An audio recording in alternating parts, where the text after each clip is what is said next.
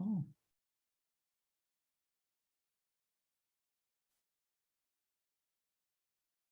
Good afternoon.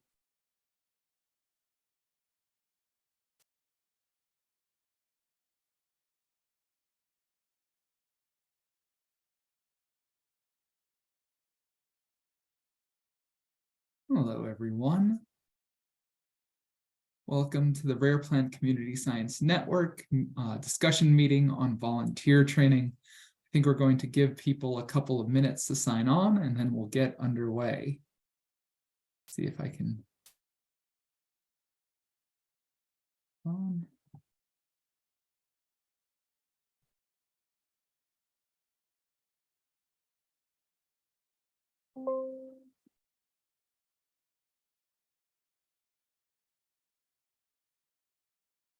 See if I can share my screen.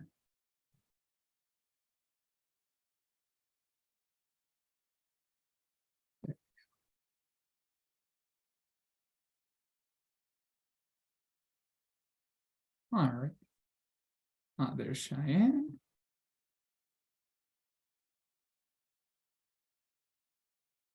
If you don't mind, once you have logged in, please change your name to include your respective organization, the organization you're representing. And if you'd like to include your pronouns, you're more than welcome to.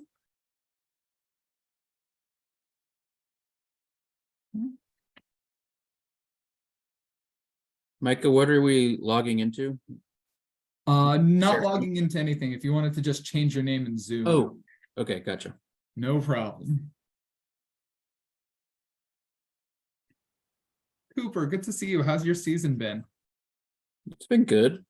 It seems like it just started suddenly. It was full speed. I'm still realizing that it's already been 2 months since our intern started and we've been working through permissions. It just flies by. Yeah, I do think that mine mostly picks up kind of second half of the season. Once things start to, because I'm doing a lot of seed collection, so once things start to mature. Yeah, I wasn't sure. Our organization, at least in the Northeast, is I think starting a seed collection network because there's simply not enough networks already. I think we're starting to partner with some local seed banks and botanical gardens in New England to start doing networking more seed banking of native plant species. Cool. All right, so I think, see, it's 2:03. Let's go ahead. We can slowly get started. And hey, Micah, yes. or anyone, can you remind me how to change your Absolutely. name? So if you right click on your name in as it appears on the bottom of your screen, the last option should be rename. So you should be able to rename yourself. So if you have just joined us, if you are able to update your name by right-clicking it, selecting rename, and then doing your name, your organization, and if you would like to include your pronouns, you're welcome to do that as well. All righty. So, as I mentioned a little bit ago, welcome everyone to the Rare Plant Community Science Network Volunteer Training Discussion. So the agenda for today, I scheduled about 10 minutes for 5 to 10 minutes for introductions. I thought it might be nice for everyone to go around and just say who they are, where they're located, and which organization they're with. We will then have 3 presentations on volunteer training for different rare plant community science programs. So myself, I'll be presenting on behalf of the Plant Conservation Volunteer Program, Native Plant Trust. Gretel Kiefer will be presenting on training at Plants of Concern on behalf of the Chicago Botanic Garden, and Angela Miner will be presenting on the Plant Conservation Program with the Minnesota Landscape Arboretum. We'll then have a 5-minute break if people would like to stretch, use the restroom, and so forth, and then have about half an hour for a volunteer training discussion. So I'm going to quickly stop sharing my screen, and if we wouldn't mind going around and just introducing ourselves. So as I mentioned, just your name, the organization you are with, and then where you're located. So I'll start. My name is Micah Jasny. I'm the Botanical Coordinator with Native Plant Trust, and I am in Framingham, Massachusetts. Let's see, what's the easiest way to do this? I'll just call on the next person. Michelle, would you like to introduce yourself? Hello, my name is Michelle Prisby, and I am the director of the Virginia Master Naturalist Program and an extension faculty member at Virginia Tech. I don't work for our Virginia Natural Heritage Program, but we do partner with them on a number of projects with our volunteers. Excellent. Lovely to have you join us. And I'll call on Cooper.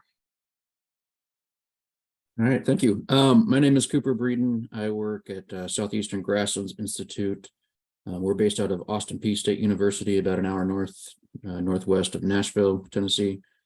I am the plant conservation coordinator. I do mostly stuff focused on rare plants, and mostly work in Tennessee and kind of surrounding areas, or parts of surrounding states. Oh, I'll call on David. Hi, thanks, Cooper. Yep, I'm David Remicall. I am with the Minnesota Landscape Arboretum, University of Minnesota Landscape Arboretum. We're university associated. I manage the plant conservation program. Angie, I don't know if Angie's shown up yet. Hopefully she shows up here soon. I may have to text her. She's gonna. I work with her on Plant Watch. Plant Watch is the program that we're sort of got underway with partnering with the Minnesota DNR. Doing rare plant survey monitoring kinds of things. And I'll call on Jillian. Let me get an email back. Hi, everyone. Sorry if you can hear the background noise in my office. I'm Jillian Watson. I'm an AmeriCorps Vista with the U.S. Forest Service on the Nantahala National Forest. I'm in Franklin, North Carolina. And I'll call on Gretel. Thanks, Jillian. I'm Gretel Kiefer. I manage Plants of Concern, a rare plant monitoring program at the Chicago Botanic Garden, which is north of Chicago in Glencoe, Illinois. And I'll call on Jose. Everyone, my name is Jose Esparza, and I'm the Community Science Coordinator at the California Native Plant Society, and I'm based out of Los Angeles, California. And I'll call on Shannon. Hi, everyone. I'm Shannon Fowler. I'm the Director of Communications and Public Programs at the Center for Plant Conservation. Some of you are some of our network partners. We're based out of Escondido, California, so a suburb of San Diego. And I'm here just sort of as an active listener to see if there might be a way that we can collaborate and support this community science and volunteer network. And I will call on my fellow San Diegan, Justin. Good morning, and thank you, Shannon. My name's Justin Daniel. I'm the president of the San Diego chapter of the California Native Plant Society. Jose is part of the staff. I'm part of a volunteer chapter, and we work with rare plant monitoring on a local scale, and we're currently looking at seed collections and how to apply some of these methods on our backyard, which includes San Diego and Imperial counties in Southern California. I'll call on Christopher.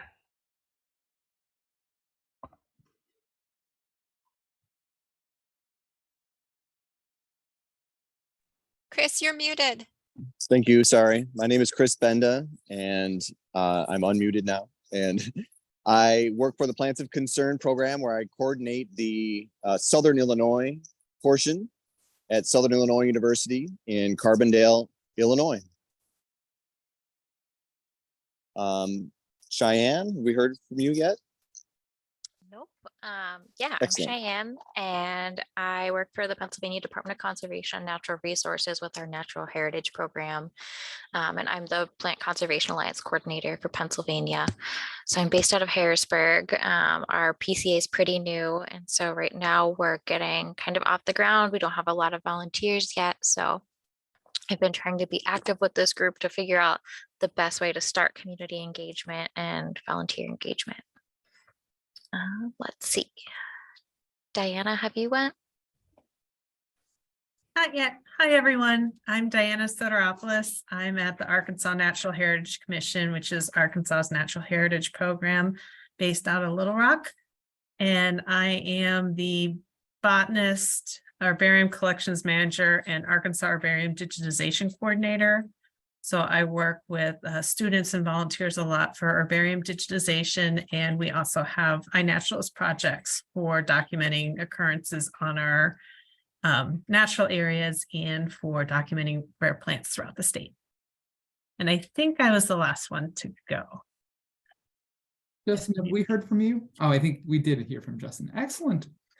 So I think we're still expecting 1 or 2 more people, but they will likely join us later in the presentation. It's wonderful to have you all here. For so many years, we've kind of all been working in our separate silos. So it's wonderful to be able to come together and be able to share knowledge and tools. That's really the goal of this network, is trying to share information and understand how we can best incorporate volunteers into helping to monitor, manage, and protect our native flora. It was good also hearing the number of people who are involved in seed banking. I think that will be another discussion point that we should have in the future, is having a meeting on seed banking and what are our protocol and where we are banking our seeds. But without much any more ado, I will share my screen and we will get started with our first presentation, which will be me. Perfect. All right. Already did my kind of introduction of who I am, but I'll be presenting on the training regime that we have for the Plant Conservation Volunteer Program. So I wanted to just start briefly, since we had a few new people, by giving some introductions about our organization and the history of our program. So Native Plant Trust was founded in 1900 and is one of the first organizations in the United States devoted to the protection of native plant species. In 1990, we created the New England Plant Conservation Program, or NEPCOP, which is a network of about 150 state and professional botanists. The goal of NEPCOP is to preserve the diversity of New England's native flora by preventing the extirpation of rare species by promoting their recovery in the wild.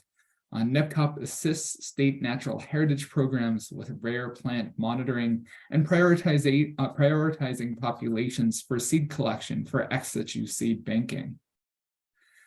Within the first few years of the creation of NEPCOP, it became clear that more volunteers would be needed in order to be able to monitor the thousands of rare plant populations in each New England state with any form of regularity to determine if the plants were still present and therefore could be prioritized for seed banking. So in 1993, Native Plant Trust created the Plant Conservation Volunteer, or PCV program, to engage conservation-minded volunteers in activities that protect the integrity of New England's flora. PCVs are involved in rare plant monitoring, threat identification, general botanical surveys, and collecting seeds for our seed bank. Since we currently have roughly 350 active volunteers and have trained over 2,000 volunteers since the program's inception. To address potential concerns about data quality and ensure that our volunteers understand how to safely monitor rare plants, Native Plant Trust staff developed a required training curriculum for all applicants to complete before joining the program. The purpose of the training is to prepare new surveyors for the field season and provide protocol updates for current surveyors. While we do not require surveyors to go through the training every season, it is strongly encouraged to brush up on our guidelines, learn about new changes, and welcome new PCVs to the program. The first training sessions took the form of 8-hour in-person classes, which were offered in all 6 New England states. These sessions included general information on monitoring and seed collection, as well as state-specific sections covering how to use that state's rare plant reporting form, and in some cases, separate data reporting systems. Second. Perfect. Concerns about retention of information during an 8-hour training session resulted in splitting the training into a self-guided online training course and an in-person training session. 7 in-person trainings were offered in February and March in each state in New England, with 2 of which were offered in Massachusetts to accommodate travel for participating volunteers.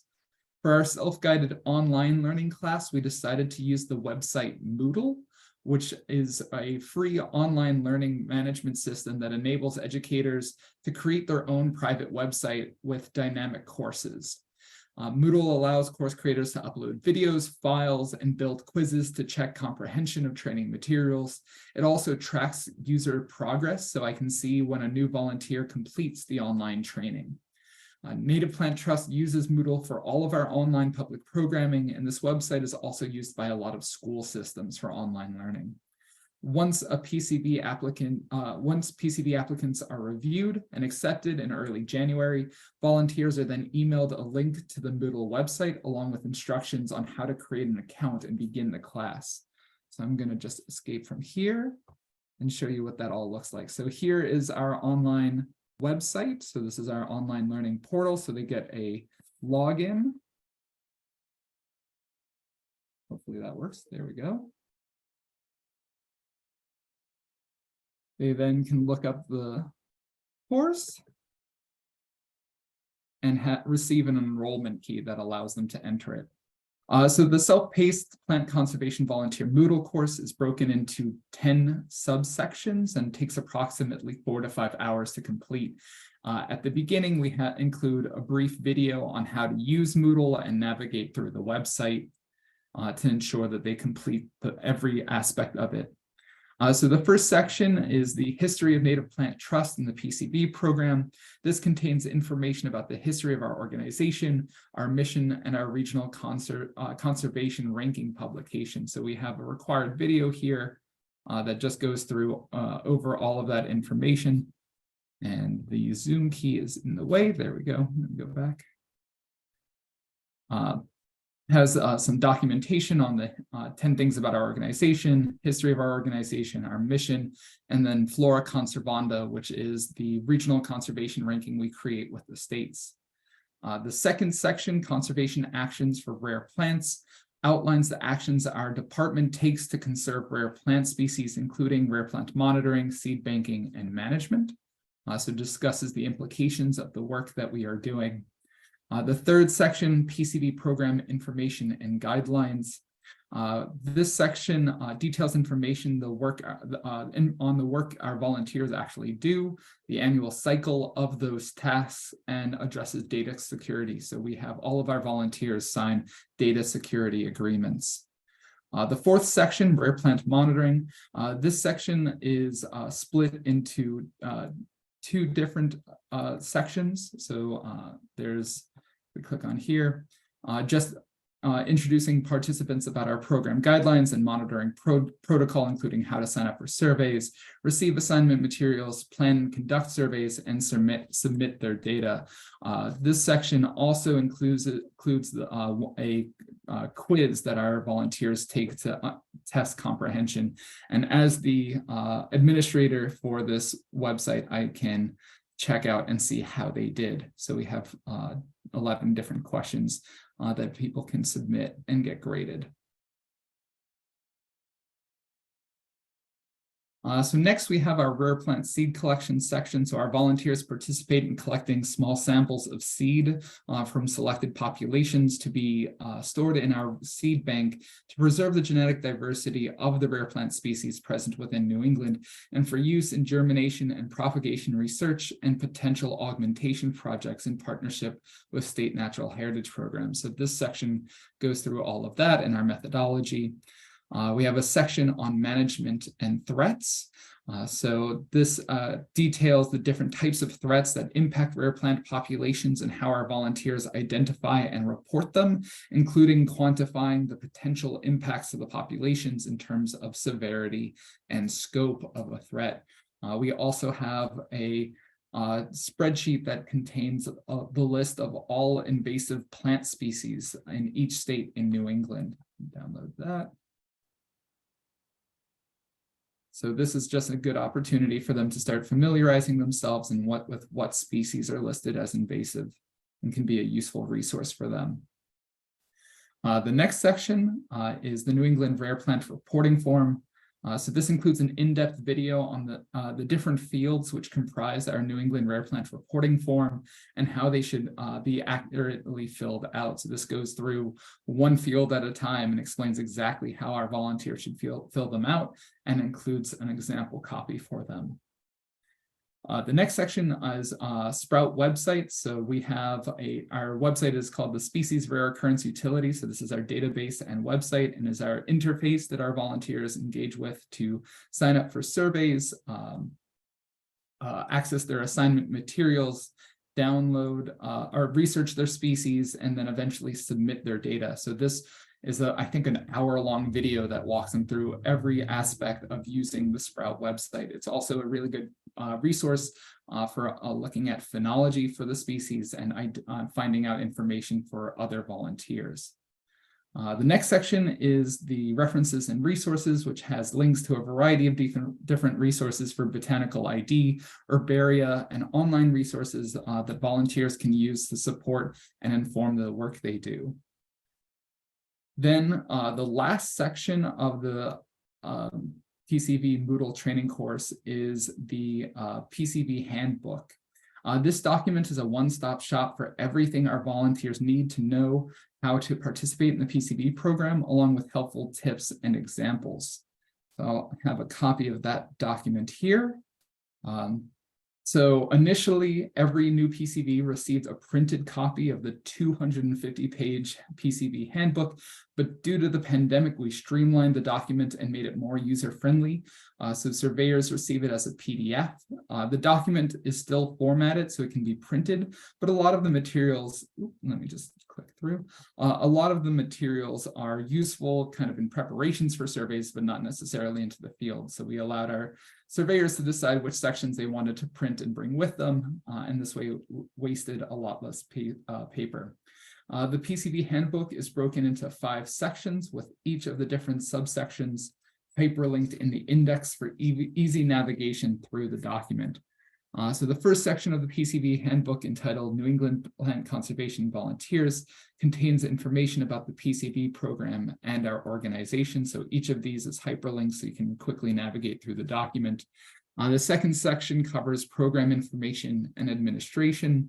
This includes staff contact information, description of PCV activities, instructions for survey coordination, field safety tips, and suggested packing lists. For example, it also has some information on ticks and mosquitoes, which is getting worse in New England. The third section, rare plant monitoring, covers everything our volunteers need to prepare for conducting their first survey. This section is split into 2 subsections. The first contains copies of documents that they will either use or come across as a volunteer, including our data security agreement, assignment summary sheet, element occurrence records, which are produced by the states and detail the history of the monitoring for that population, copies of past state field forms, and our current New England plant reporting form. The second subsection includes helpful tips and suggestions on conducting monitoring work using GPS devices, making maps, estimating population sizes in terms of ramets and genets, researching survey locations, leading surveys, and so forth. There's a whole bunch of resources there. The fourth section of the handbook focuses on invasive species and management. In this section, we describe the threat invasive species pose to all native plant species, rare and non-rare, and describe the management actions we take to mitigate their impact on rare plants. We try to organize a few invasive species management days where volunteers are able to sign up to manually remove invasive species that are threatening rare plant populations.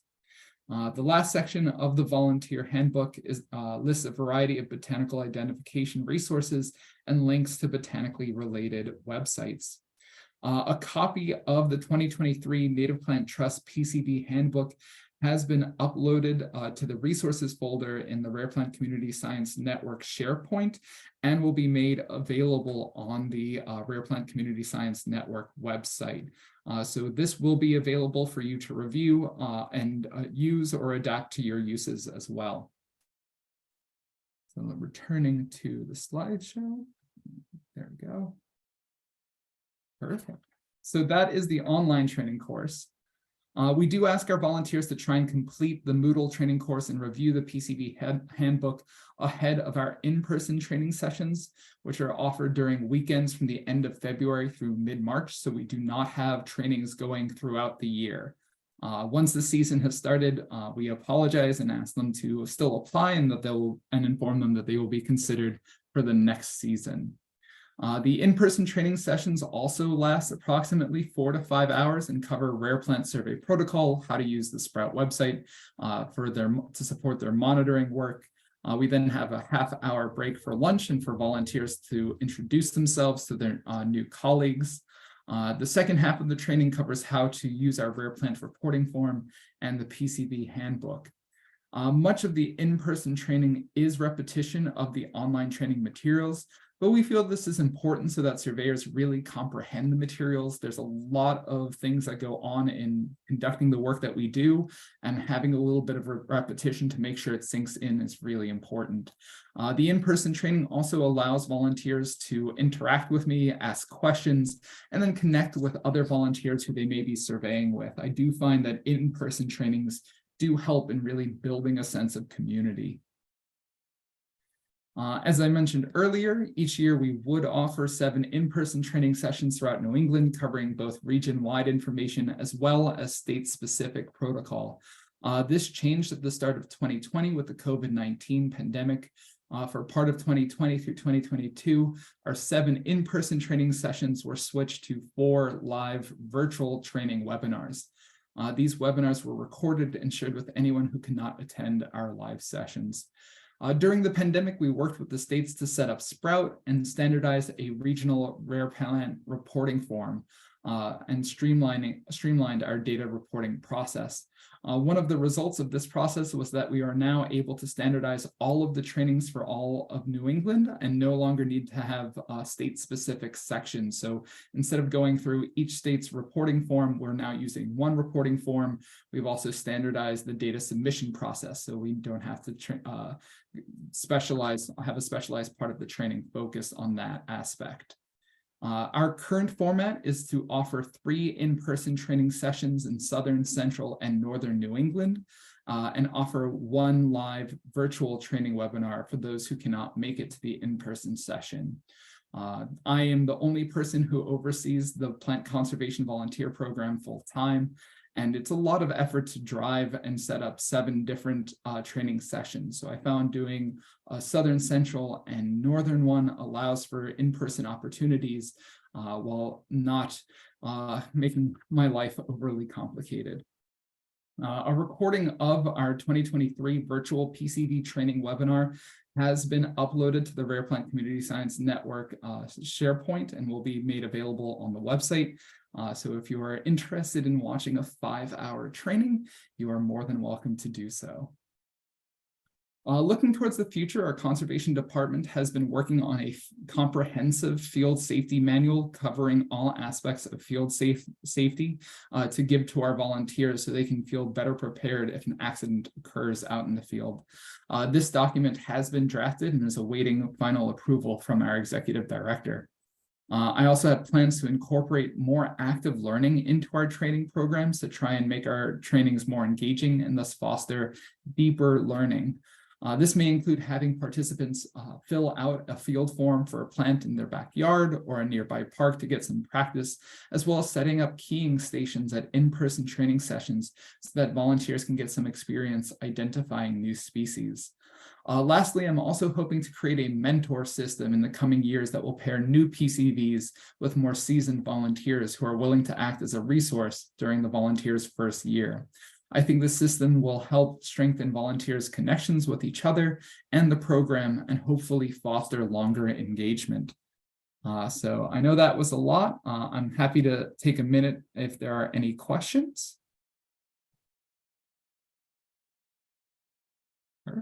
So all of those training materials will be made available to everyone. We definitely want to share the experience that we have garnered through our years of overseeing this volunteer program. And hopefully we'll be able to post the field safety manual for others to adapt as well. Perfect. Well, if there are no questions, I will hand it over to our next presenter, Gretel. Thanks, Micah, and thanks for your presentation. Let me share my screen.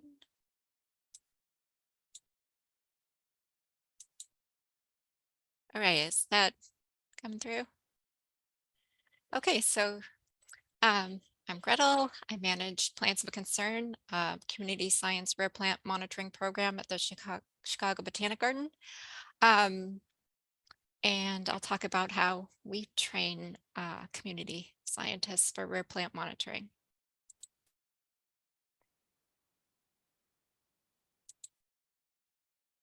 But first, I'll talk about how we used to do it. Up until March 9th of 2020, we used this in-person workshop method of training volunteers, and similar to Micah's in-person classroom sessions, we had about a maybe 2.5 hour in classroom training that was followed by maybe lunch, and then an outdoor session where we used poker chips, which you can kind of see on the ground here, to simulate a monitoring session. So we had different colored poker chips that represented some were invasive species, some were our target plant of concern, and each person had a monitoring form that they filled out. You can see this last workshop in Lake County was on March 9th, 2020, and this was well timed to be the last in-person workshop we had before COVID hit. And just at the same time, we were developing online training. Luckily, our workshop that was scheduled for the following weekend was canceled due to COVID, and in 2021, we switched to this more hybrid method of training volunteers. So we have now a hybrid system where we have both online training and field training components to our training protocol. The online training is a series of 6 videos that are separated by short quizzes. So someone basically signs up to do the training. So we have people's names and email addresses. They create a password and then complete these training modules. It takes about 1.5 hours to complete, and because they have created an account, they can do this at their own pace, do it in multiple sessions, and it's very flexible in reaching people over a large scale spatially.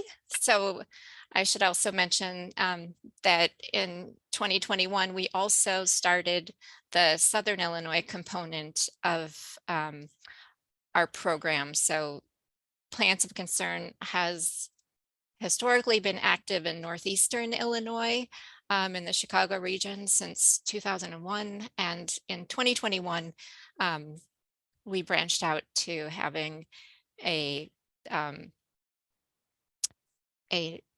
satellite program in Southern Illinois that Chris Benda leads. You met Chris. That's housed at Southern Illinois University. So I'll talk about the online training first. These 6 modules introduce people to the program, basically the history and importance of rare plant monitoring to volunteers, to land managers. In the second module, we talk about conservation and rare plants, introduce ideas of concepts of habitat loss, habitat fragmentation, invasive species, and climate change. And we talk about what rare plants are, what makes them rare. In the third module, we discuss conservation solutions, why we need community scientists to monitor rare plants, and the impact of the data that they collect. We have a case study that highlights the small white lady slipper orchid in the Chicago region that was delisted after the Plants of Concern program found that it's doing better than was previously known in the Chicago region. So let's see. Module 4, we introduce monitoring, basic principles of botany, the importance of confidentiality, and how to be prepared to go out in the field. And then modules 5 and 6, we split our rare plant monitoring protocol into 2 parts. The first, collecting subpopulation data, which is information about the rare species. This slide shows an animation that we use to explain how to use a transect method of estimating population counts. And then in the last module, we discuss collecting habitat data. So these last 2 modules kind of walk volunteers through collecting data through our mobile app, section by section. So habitat data here being invasive species, signs of management that have occurred within the subpopulation that they're monitoring, and threats to the rare plant population. So we pair our online training with field training opportunities. And once a potential volunteer has completed the online training, then they're eligible to take part in these field training opportunities. And we advertise these through our social media and newsletters. We try to offer training opportunities like in areas, preserves, parks throughout the region, so that they're convenient for people in all parts of our northeastern Illinois area.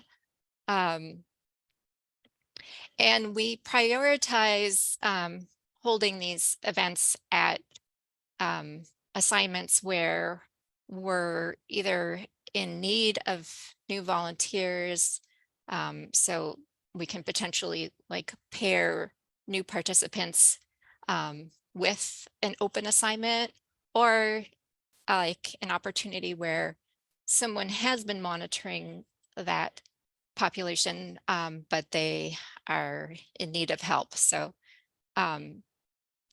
these are great opportunities to get people involved in places where we need help. So what have you learned? We are in the future going to limit the availability of online training to keep it fresh. And this means like instead of having this online training opportunity open year round, it would be better to offer it only in, maybe February through May, the months leading up to the monitoring season.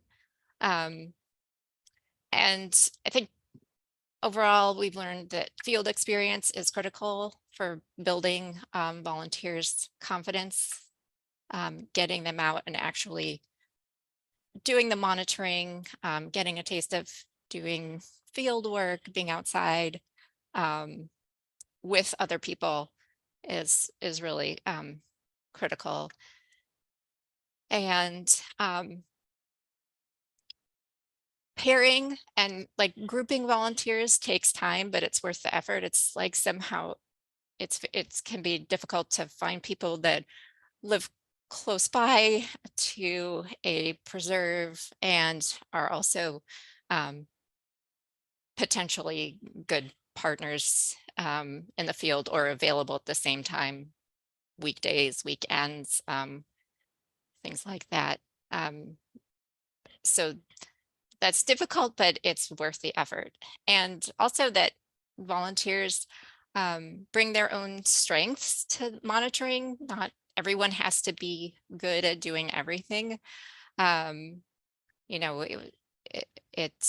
We have good groups of people where, some people love just being outside and flagging plants. That's how we count, basically putting pin flags next to each individual plant. Some people like flagging, some people like doing the data entry.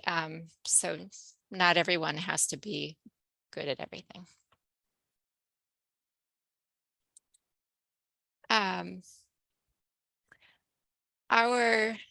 Our training is open in a sense that anyone can create an account and go through the modules.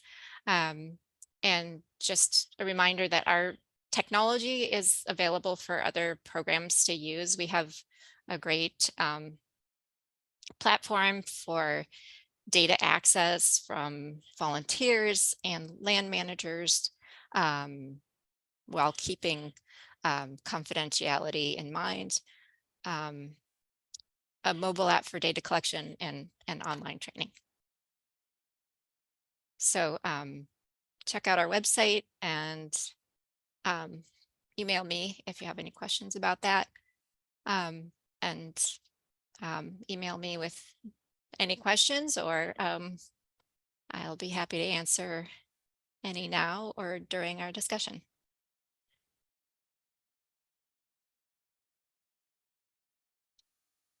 Excellent. Thank you so much, Gretel. That was really informative. Any questions for Gretel before we move on to our third presenter? All right. Our next presenter is going to be Angela Miner. All right. Good afternoon, everyone. Let me share screen here. Okay.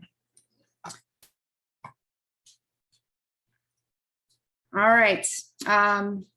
Good afternoon. My name is Angela Miner, and I'm a conservation botanist here with the Minnesota Landscape Arboretum. And today I will be presenting about a new citizen science-based program that's called the Minnesota Plant Watch, and talking about how we as a new program are launching into our first field season and are tackling the challenges of recruiting and training new volunteers. So Minnesota Plant Watch is a partnership between the Minnesota Department of Natural Resources and the Minnesota Landscape Arboretum. Its mission is to work with volunteers to conduct initial surveys as well as long-term monitoring of rare species across the state. It's a brand new program. We have just launched this spring, and we are training in our first volunteers just now in the past couple of weeks. And we're test running our protocols and adapting as we go. Two of the primary staff for this project, myself and my DNR counterpart, we just started our positions in April. So as you can imagine, there's a lot happening and a lot moving in a very short amount of time as we essentially hurdle into the field season. So we certainly have had to stay flexible and adapt our strategies as we go. What I'll talk about here today are the strategies that we have implemented or plan to implement that have helped us to start off as a new program and to get our feet on the ground and working with volunteers. So where do we even start? Well, lucky for us, we're not the first program to do this kind of work.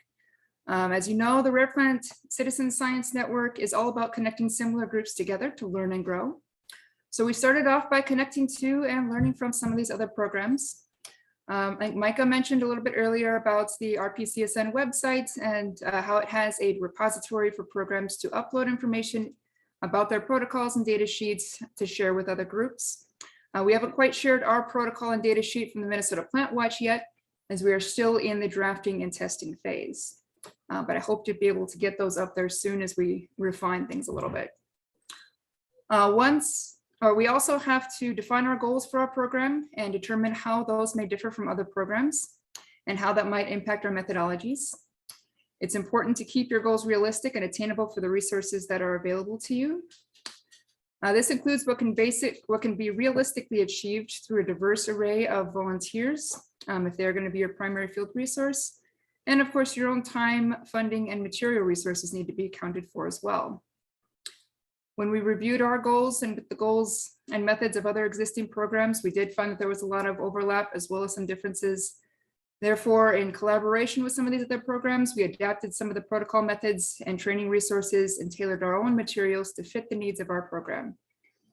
It has been immensely helpful to have the insight of this network and the other programs to help us as we get our own program established. And as always, we continue to be flexible and adaptable every step of the way. So once we have a plan in place, how do we go about getting the word out and starting the recruitment process? The keynote here to think about has been how to find your local plant enthusiasts.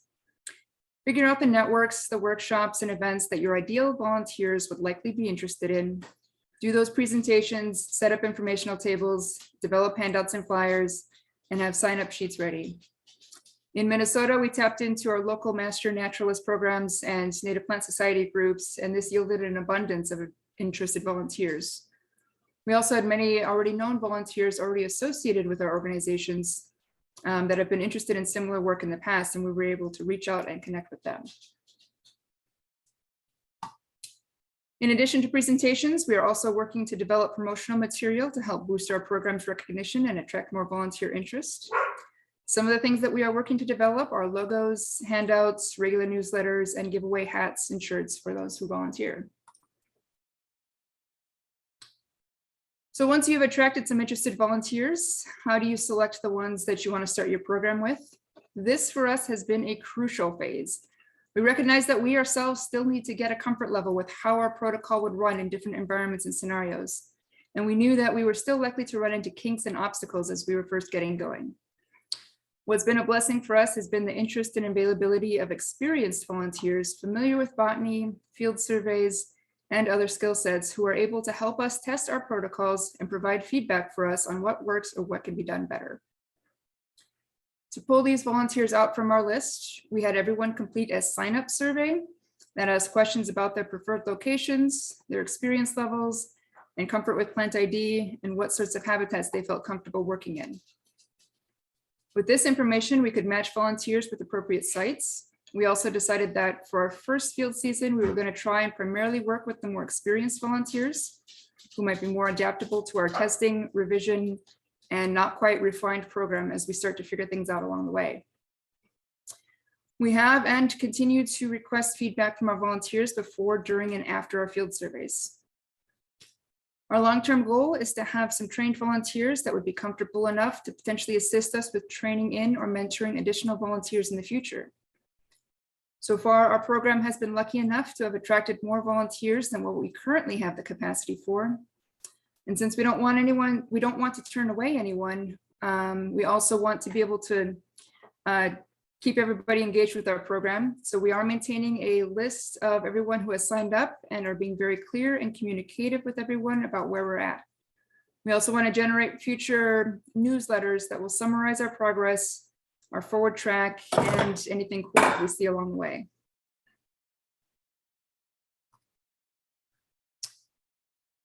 So once we have a couple volunteers selected and available to start with some training surveys with us, we require that everybody completes a series of online trainings prior to meeting in the field. Our volunteers are signed up as official volunteers with the state of Minnesota. So most of these safety trainings and standard trainings are already developed and are required by the Minnesota Department of Natural Resources for volunteers. We also have some additional materials or trainings for them to go through, such as our protocol manuals, sensitive data training, confidentiality agreements working with rare plant sensitive data, and then online protocol training. At the moment, we are partnering with another state's program, the Plants of Concern that Gretel presented on before me, to utilize their training videos. However, we are hoping to be able to develop our own training materials in the future for Plant Watch.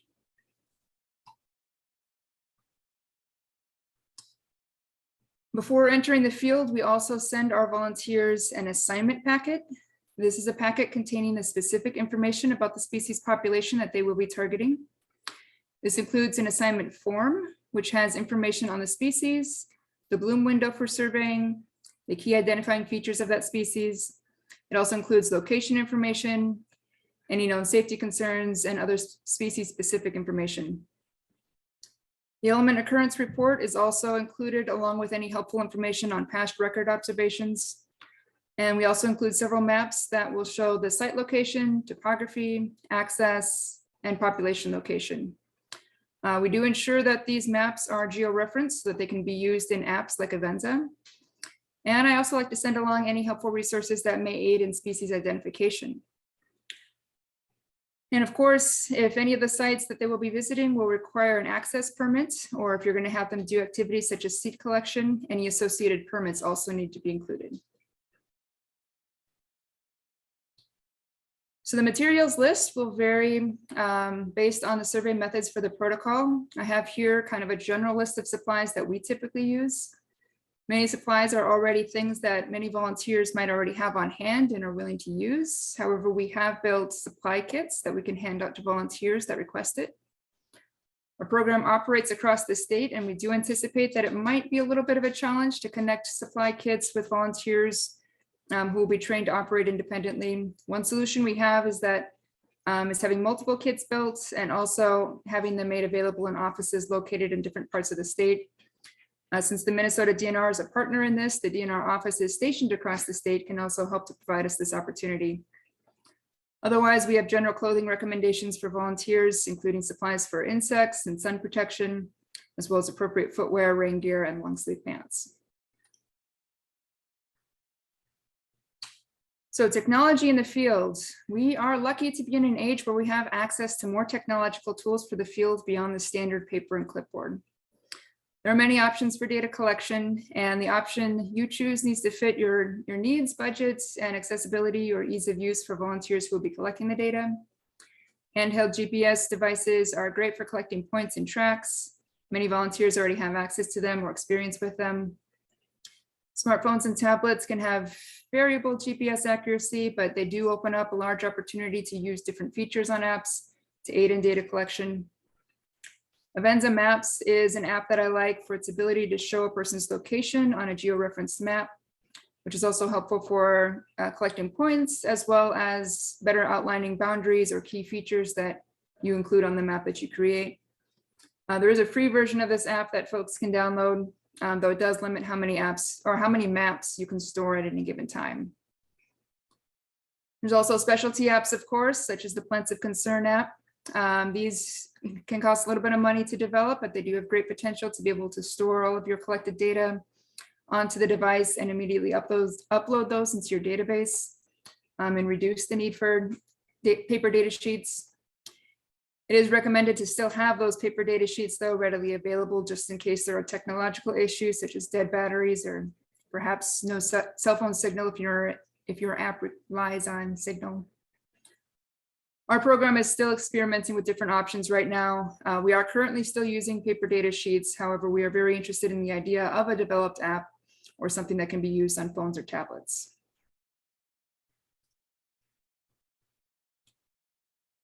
So once we have all of our pre-work complete and supplies are ready, we are ready to meet the volunteers for their first training session. At this time, we've been starting off with just a few volunteers paired with a few staff members in the field to train folks in. There's an available land manager around that's interested in assisting. That's always been a perk as well to get some of that local knowledge. In the long run, I don't foresee us being able to move away from the need for in-person trainings, though we may change how we approach them in the future in order to better optimize our capacity and work with larger groups.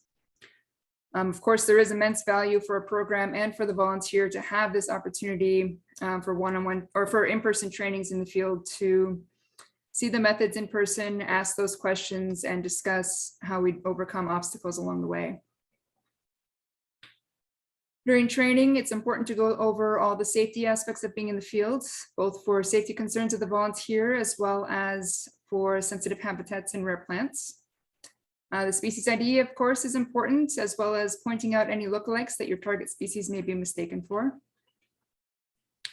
And then, of course, you spend time making sure that everybody understands the protocol and how to conduct the survey, how to collect the data, and how to prioritize their time. You might run into scenarios where the volunteer runs out of time to complete a survey, and you should lay out clear expectations on how that should be addressed. This may include things like marking out exactly what areas were and were not completed, so future surveys can be conducted without overlapping what's already been done. All in all, though, this is the opportunity to train in the volunteer on all aspects of the survey and how to think and react to problems that they might encounter in the field. It may take multiple training days or mentor sessions for a volunteer to feel more comfortable or confident enough to work independently, or it may be preferable to arrange folks to partner up to share the workload. Once we reach a stage where we are comfortable and the volunteer is comfortable conducting survey assignments without the direct assistance of a staff member, we still need to think about how to equip them if they require supplies that they don't already have on hand. I mentioned that a little bit earlier. And also how to safely be independent in the field, especially if they're going to be going out alone. Many natural areas are low on cell signal, making communication difficult if something goes wrong or if questions arise. Preparing your volunteer for how to deal with those circumstances and providing guidance for checking in with someone before or after being in the field can help. There's also likely to be unique situations in the field that make your protocol difficult to decide how best to handle it. When working with volunteers, you'll have an array of folks with different backgrounds and experience levels who might see these problems differently. So at the end of the day, I kind of like to refer to leaders' intent. If you as a leader are clear on the intent and purpose of the different parts of the protocol and the people following your lead, then the people that are following your lead will tend to make better decisions when the obstacles do arise. And I do, of course, always encourage detailed note-taking whenever possible if something does arise. So once volunteers have returned home from the field, it's important to continue to follow up with them. Ensure any immediate information or supplies that need to be sent to you are sent as early as possible. Of course, details fade and data sheets get lost when they're left to sit. This is also a time to once again solicit for feedback on the program or the protocol. Did they enjoy their time? Would they do it again? What can we do better? Holding on to trained volunteers is important and time-saving for most any program. We We want to make sure that they feel satisfied and comfortable with the program, and hopefully build folks who will be more comfortable with mentoring other volunteers in the future. So to finalize, these are just a few key takeaway points that we've learned along the way. We are still a very young program, but as we get started, we have found that it's beneficial to learn from other programs with similar goals and methods that are already tested for success. To also field test your protocols with both experienced and less experienced volunteers and in different scenarios that you are likely to encounter. To start with some trained, or to start with some experienced volunteers if you are able, in order to help figure out what works and what doesn't. To get input from other land managers and programs that might utilize your data to ensure that the data you collect will serve the needs of those who it's intended to assist. And of course, talk about your program wherever you can. It's a great way to find more interested participants, as well as to share ideas and learn from each other, like how we're doing today. That's all I have for today. Thank you, and let me know if there's any questions I can answer. Excellent. Thank you so much, Angela. That was a great presentation, and really interesting as someone who's come into a program that's been in existence for a number of years to look at the period of growth that you're going through and looking at the struggles that new programs face. It's really interesting to learn about. Does anyone have any questions for Angela or any of the other presenters? Perfect. So in that case, if people would like to take a couple minutes to stretch and use the restroom, I think the remaining part of this meeting is going to be discussing some discussion questions that were sent out in some of the reminder emails. So how about we return at about 3:05 and we can pick up the discussion there.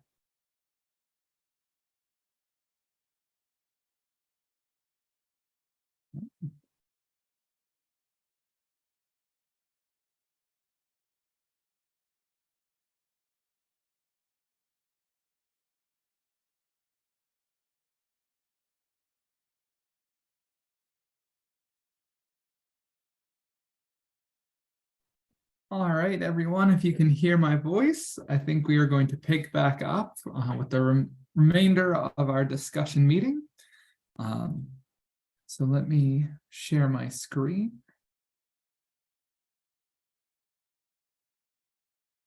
So we sent out some discussion questions in the network email about this event. And I'd love to hear maybe from some of the people who haven't spoken up, who haven't presented today, learning more about how you engage your volunteers and how you train them, whether their training sessions are all virtual or have an in-person component, when they're offered, that kind of information.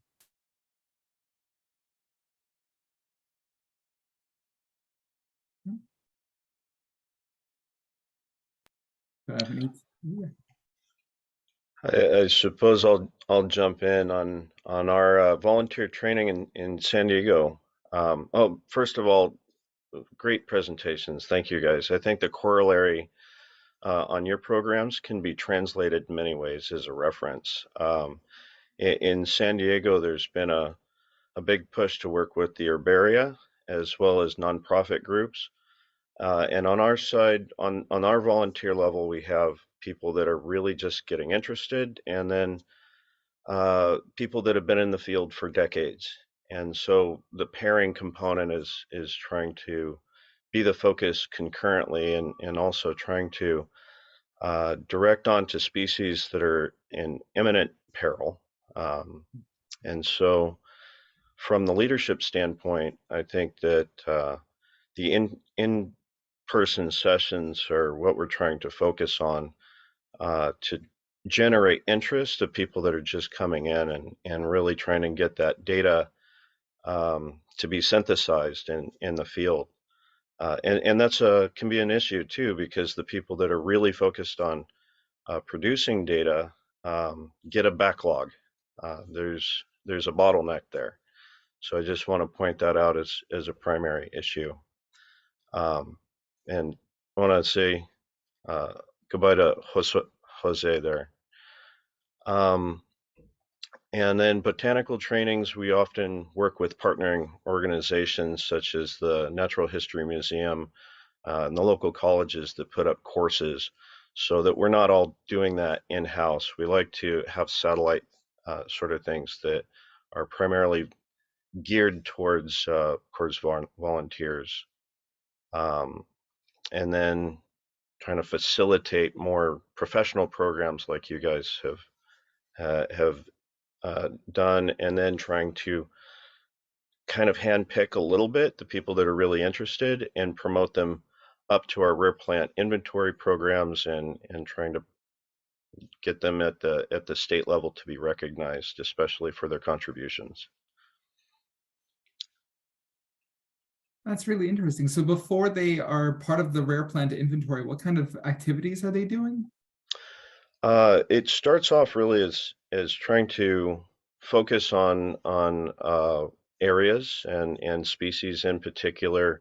And this is as simple as integrating people that have been interested in field trips to finding out the people that are more consulting biologists that want to do a little more outside of the realm of staying within those particular property bounds that are within their fields.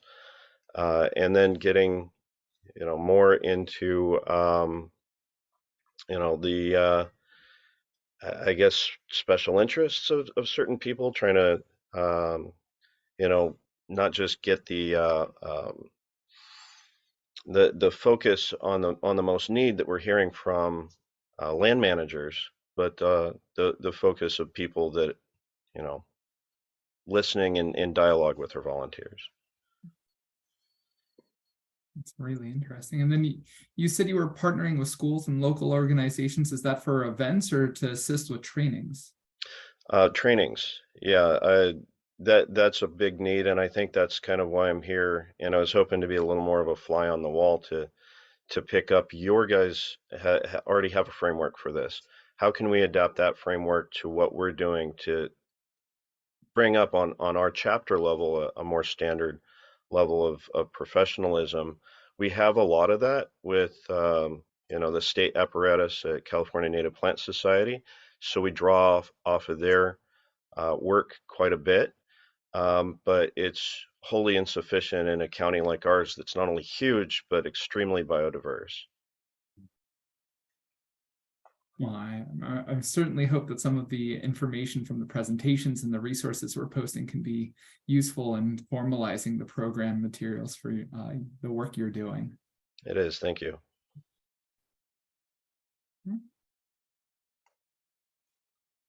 How about from somebody else? I can talk a little bit. So again, I work with the Virginia Master Naturalist program, which is a whole training program in and of itself. We are not currently doing a specific rare plant monitoring project, but we did in the past. That was not fully successful, which is one of the reasons we're not continuing to do it. So maybe people can learn from me on what not to do. Or but when we did it, we had hybrid in terms of training with some virtual components, some in-person components, but we did not have much in terms of field training, even with the in-person. We kind of relied on, we didn't have a lot of botanical training because we had the volunteers self-screen basically on botanical knowledge. So we were targeting those master naturalist volunteers who already had the plant skill. But what we found was that even though we tried to, and it was not just focused on plants, we also had a few rare animal species in there as well. But what we tried to do was match the volunteers into teams so that people with different skills would be working together, like several people have talked about. But we just weren't that successful with it, mainly, struggling to get enough people who felt comfortable with the technology that our natural heritage program wanted to use for the project and who had the botanical skill and time to do the project. We just kind of struggled with getting all those things together in every team.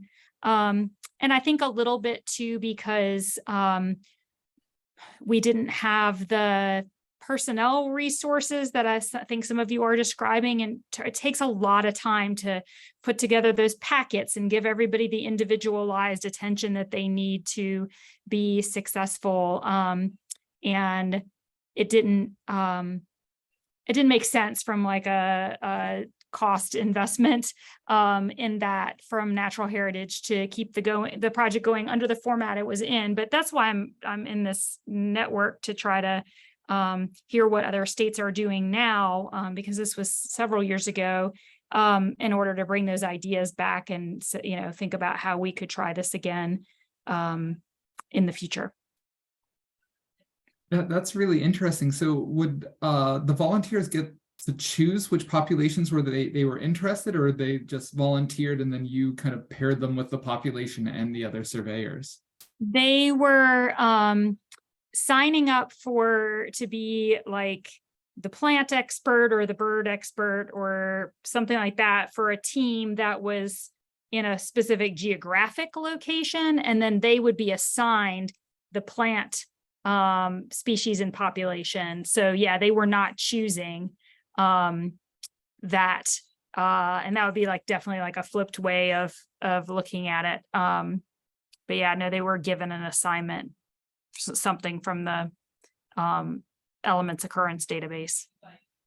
Oh, that's really interesting. Yeah, the at least how our program does it, we basically have set up with natural heritage a monitoring cycle of, so all of the populations in New England are on a 15 to 20 year survey cycle. And so we have a list of populations that we would like to survey in the upcoming year, and then kind of give volunteers the autonomy to self-select of which ones kind of they're most interested in going out and surveying.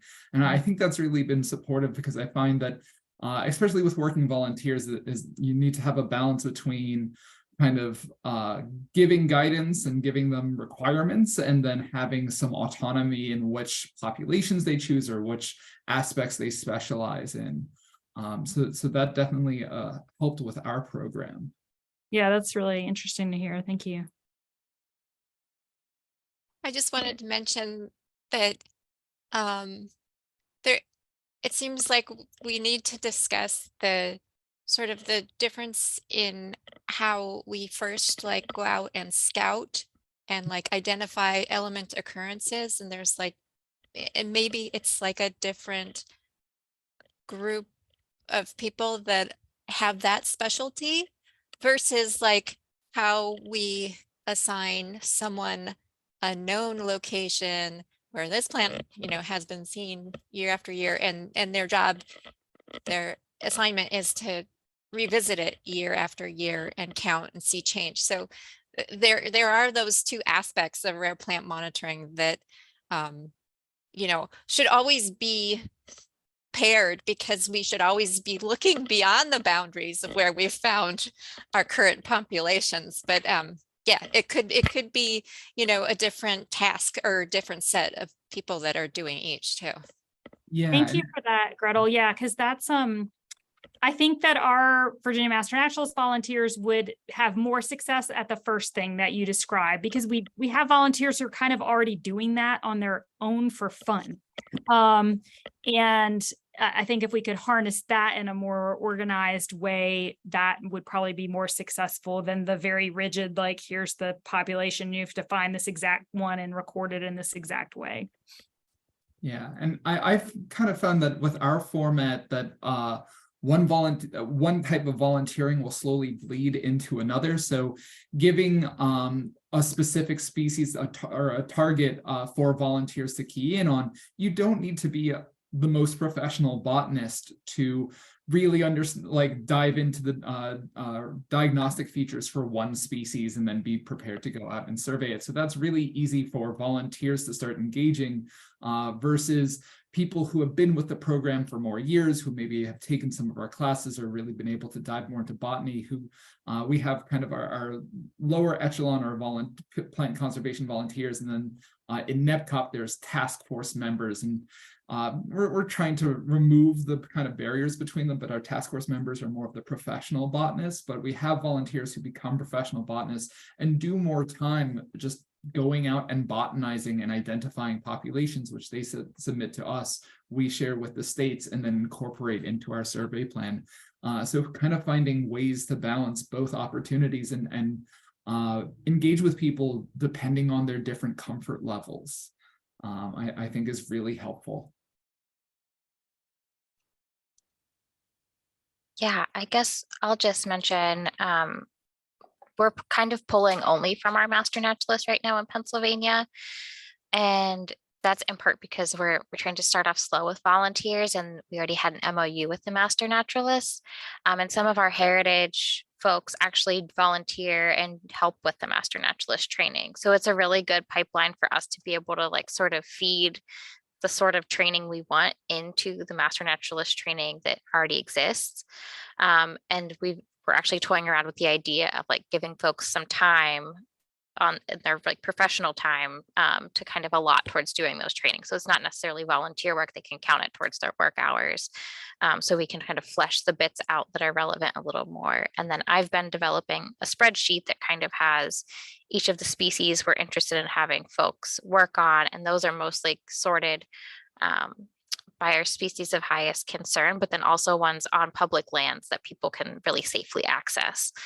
And then having people like self-sort that way, but through that spreadsheet that has, you know, where it is and what type of ownership it is and things like that. And the master naturalists have been really helpful in also using that spreadsheet to kind of help us find volunteers to be that intermediary.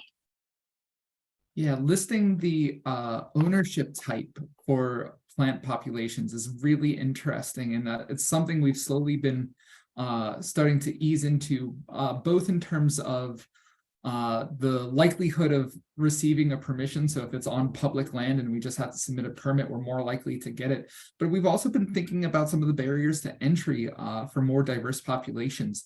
Especially in New England, a lot of people may not feel comfortable going onto a private landowner's property that they haven't had any interaction with. So being able to make that very clear of what type of ownership before people sign up is really intriguing. I think we had a question in the chat. Let's see. Ooh, if I can move the chat bar.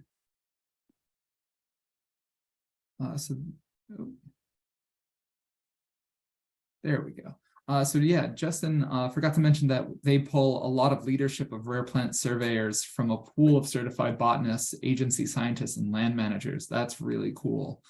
So yeah, especially having a leader who has experience in field botany definitely is an easier transition for newer volunteers. Justin also asked, how much are apps like iNaturalist being used for citizen science as a bridge resource?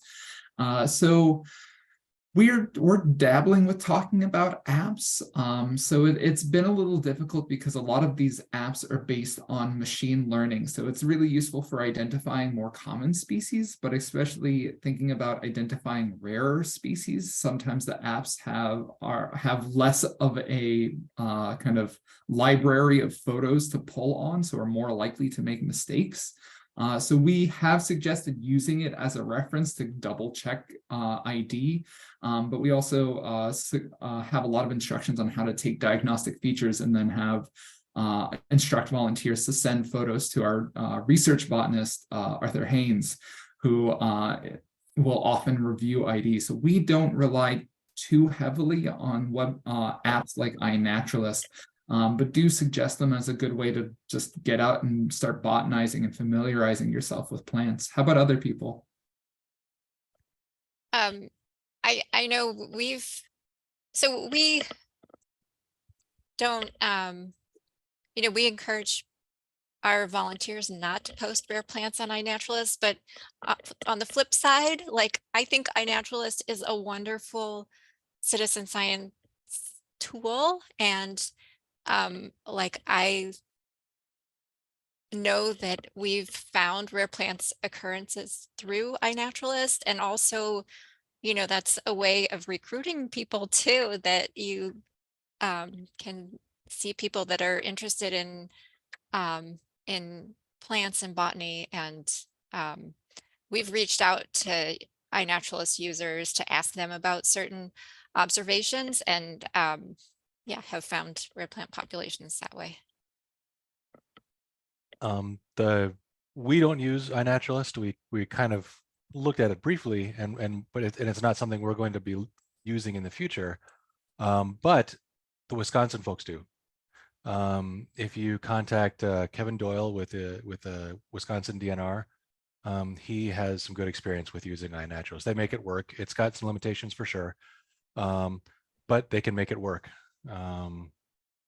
Yeah.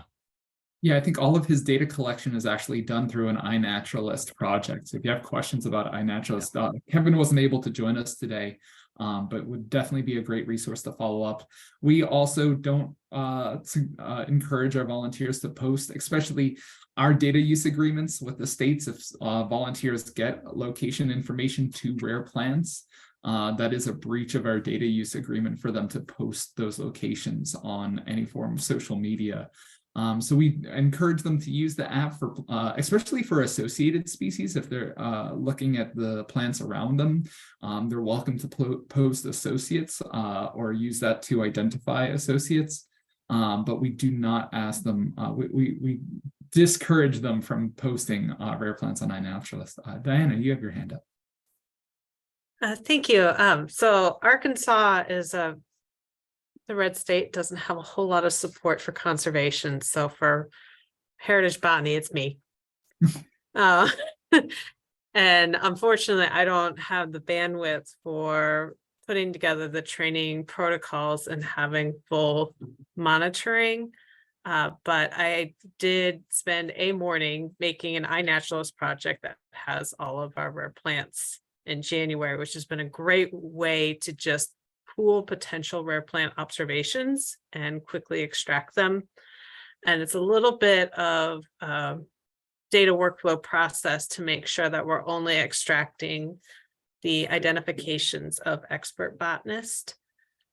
But we did review it was 1,188 records of rare plants from August through, I think that was finished in January. And we added over 400 new EOs, updated like 600 EOs. There were 67 county records.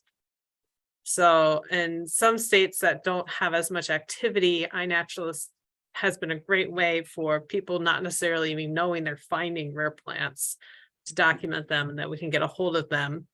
And one of our next steps is to contact users to join our projects so that their observations would be unobscured, so that we can more quickly extract observations with obscured coordinate data.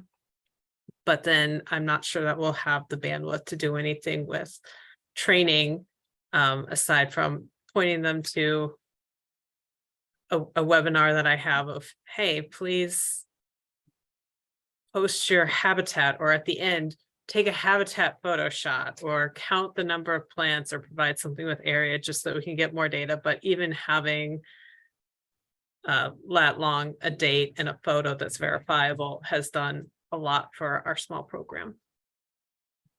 And definitely check out our resources. We have a bunch of resources and videos on how to count stems, ramets and genets for plants, take GIS, that kind of information. So there's a lot of resources there.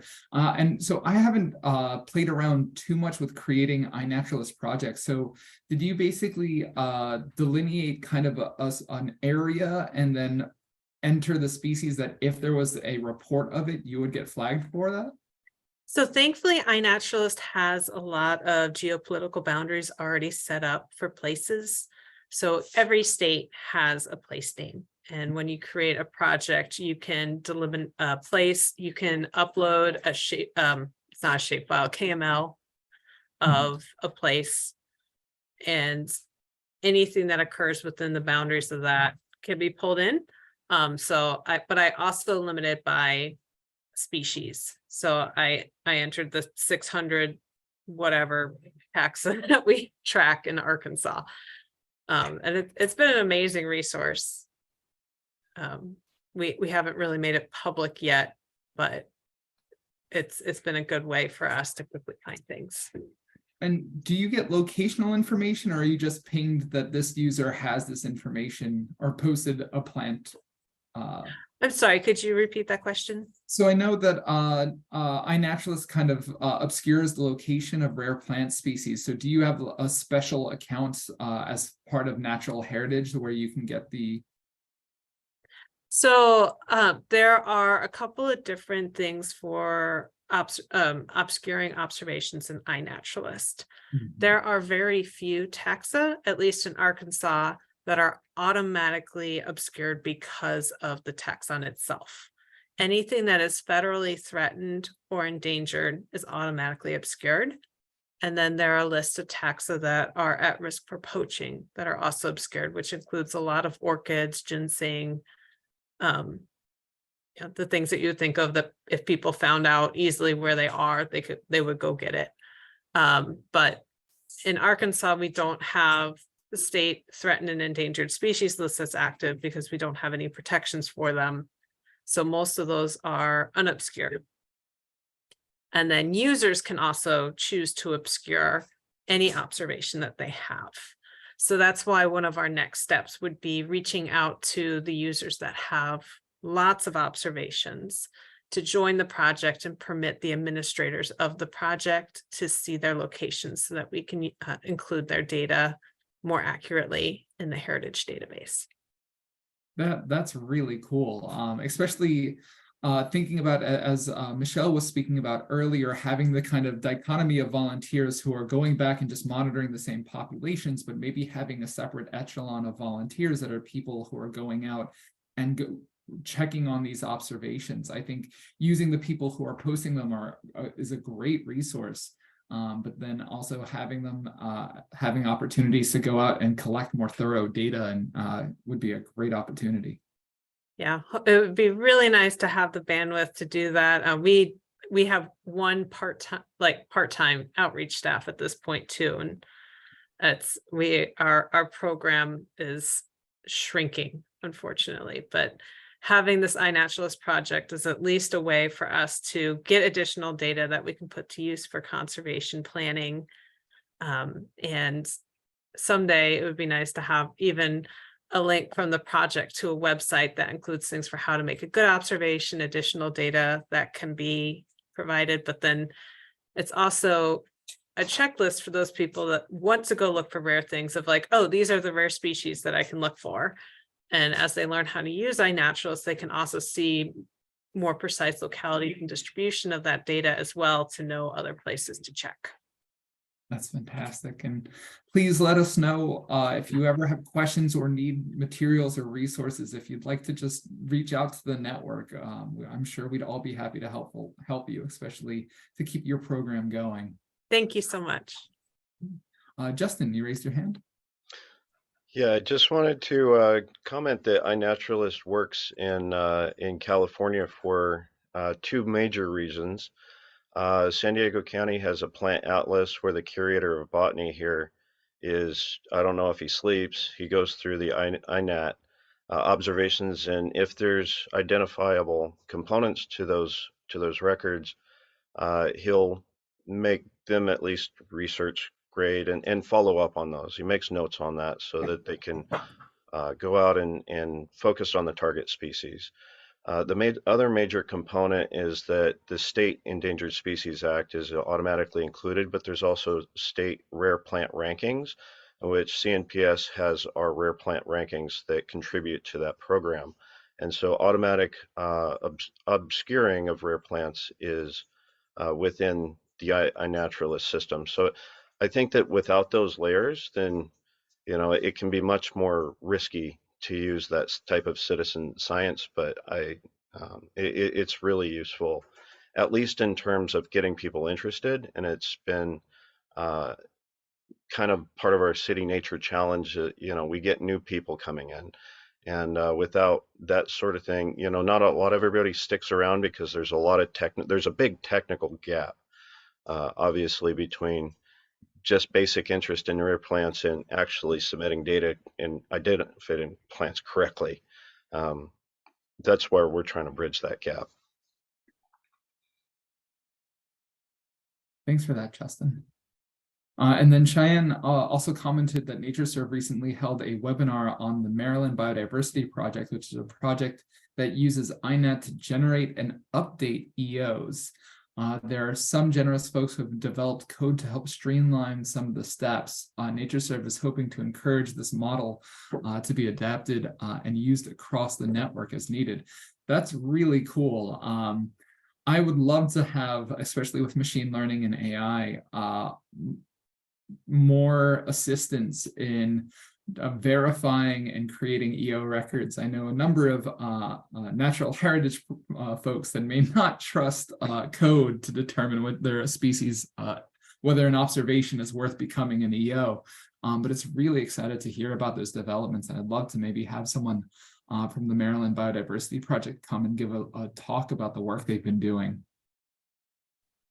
Yeah, they recorded the webinar. I can see if I have a link to it and perhaps share it, but they had an initial webinar and then a sort of a follow-up with more in-depth questions. And it seems like it's been working really well. They identified some of the bigger issues where, you know, if someone has a expert status in the project for perhaps, you know, plants, and then they start doing expert IDs of insects, it's not quite the same. They don't have that same expert status. So they identified like some of those bigger hurdles that they've noticed. But yeah, they definitely try to incorporate folks with the knowledge into the project to do that double checking. And some of them were in that call and they were saying like over their bowl of cereal in the morning, they kind of pour through the observations.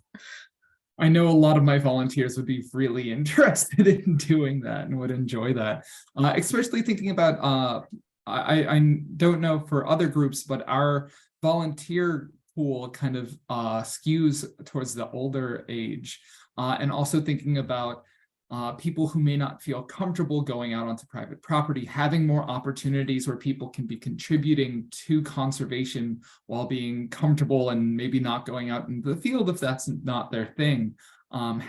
Being able to diversify opportunities to engage people, I think would be a fantastic thing to pursue in the future. So yeah, if you find the link to that recording, please send it out to the network. I'm sure a lot of people would be interested in that. Okay. Well, I know we're a few minutes already past our end point, but if anyone has any final thoughts, I just want to thank everybody for coming, sharing their experiences and knowledge. It is fantastic to see everyone and to have these opportunities to see what else is going on in other rare plant programs. Thank you, Micah. Thank you for everyone. Yeah, thanks for organizing. Thanks. Absolutely. Thanks so much, everybody. Have a pleasant rest of your week, and the planning committee will be in touch soon with our next meeting. Thank you. Thank you. Thanks.